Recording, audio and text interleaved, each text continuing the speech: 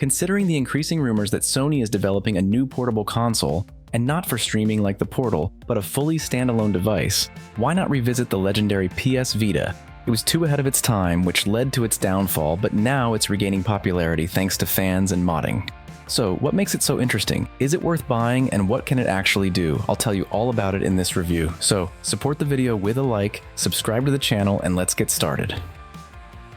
I got this console relatively recently, just a couple of years ago when Sony was planning to close the game store, but in the end, they seemed to abandon that idea after the backlash from players. Though, it didn't really help the console much. Still, during this time, I played many games and had a great time on various trips, as it's truly a portable console.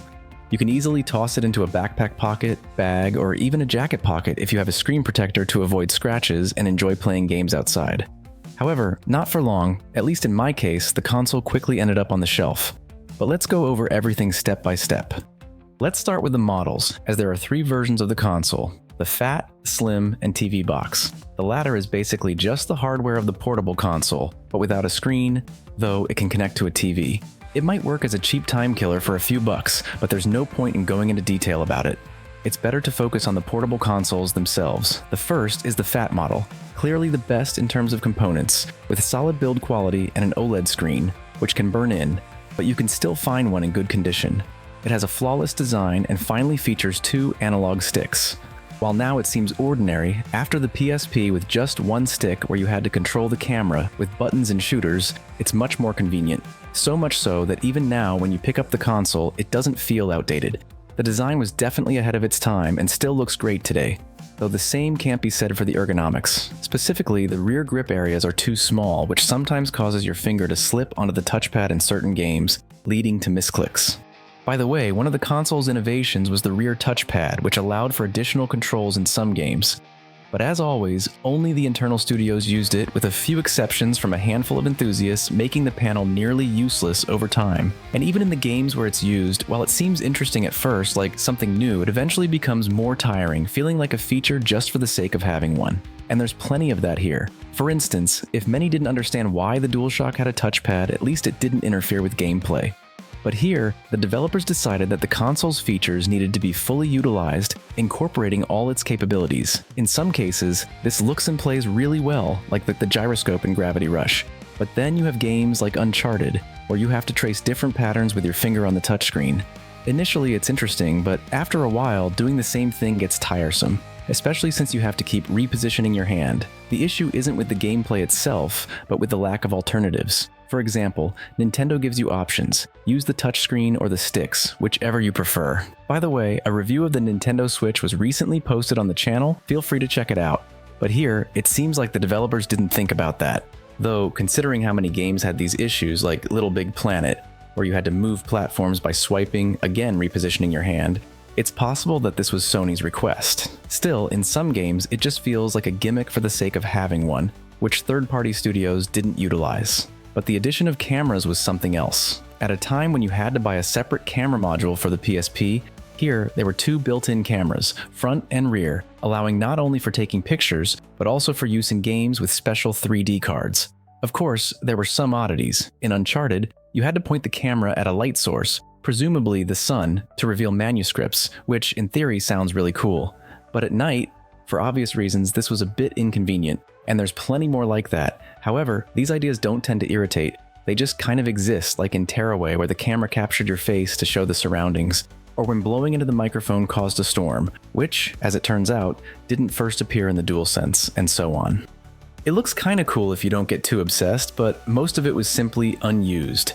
Tearaway was almost the only game that utilized the full functionality of the console. However, despite having 2 sticks, some clearly poor design choices from Sony's previous console carried over. Specifically, only 2 shoulder buttons, which isn't a problem for exclusives developed for this console, but causes issues when playing various ports where 4 triggers, or at least 2 more, would have been useful. Their function is replaced by the touchpad, which again leads to accidental presses and problems. This issue was particularly bad on the Fat version. Thankfully, it was fixed in the Slim, which is why it's more expensive on the secondhand market, even though it's technically no different, except for the proper charging port, which here is a micro USB, while the Fat model uses a proprietary connector, which is very inconvenient if lost or damaged. Plus, the Fat model has no internal memory at all, like in the days of the PS1. You had to buy the equally proprietary memory card for saves and other data. It seems like Sony was trying to become the Apple of the console world at that point, but it didn't work out, players didn't approve, and they had to add at least 1 GB of memory in the Slim for saves, which still isn't much.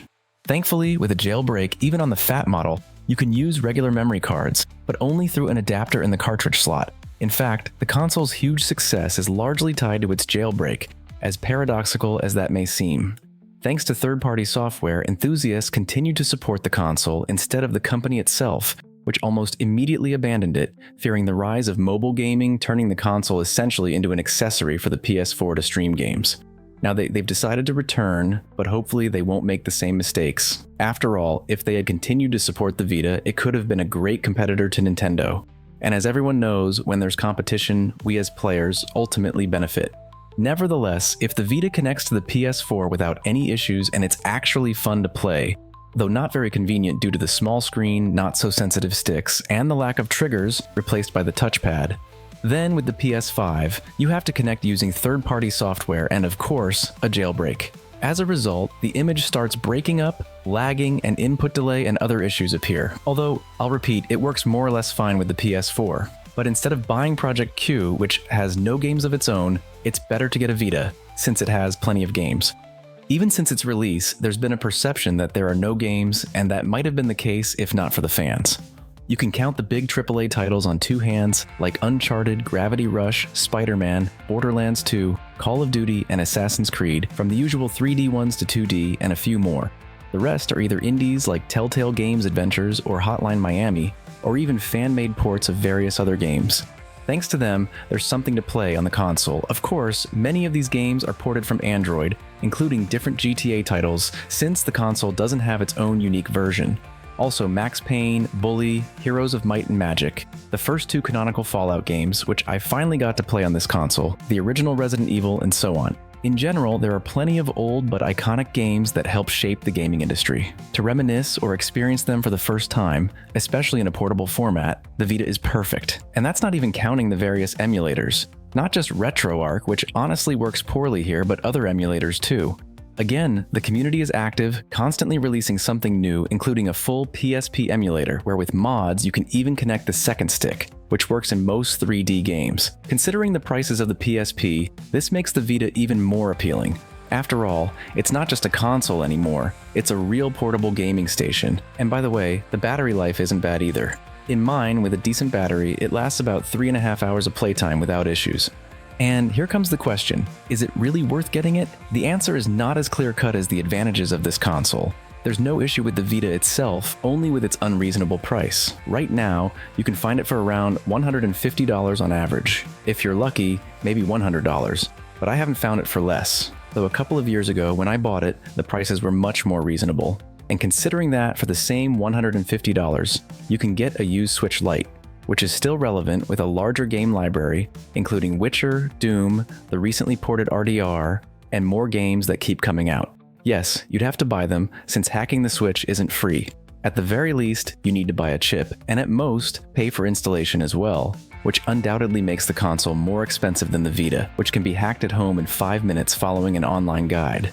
It's often sold already hacked, but the Switch offers much more in terms of functionality and games, so the choice isn't as obvious anymore. Of course, you could also bring up the Steam Deck with its emulators, but that's a different price range, and it's no longer a console, it's a portable PC, so it's also much bulkier. So in conclusion, in my opinion, the console is worth buying only if you find one for around $100. I don't see the point in paying more, as you could buy a Switch, even if it's the Lite version, but still just as portable. In the end, the Vita is a great console that was simply ahead of its time.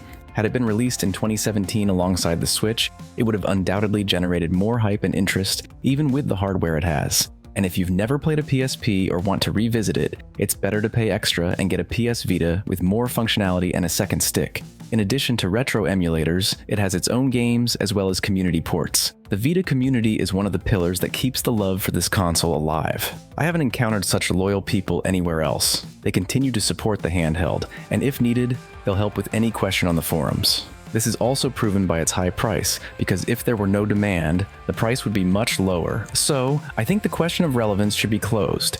For a reasonable price in the budget segment, there's no better option to play good portable games right now. And if you add a little more, then there's the Switch, Steam Deck, and others. By the way, there was a recent review on the channel of the GPD Win 4 with a design inspired by the PS Vita. You can check it out, but of course, it costs much more. Still, even now, nearly 12 years later, the Vita holds up well in its niche. That's all for today. Share your thoughts on the console, let me know what else you'd like me to review. See you in future videos.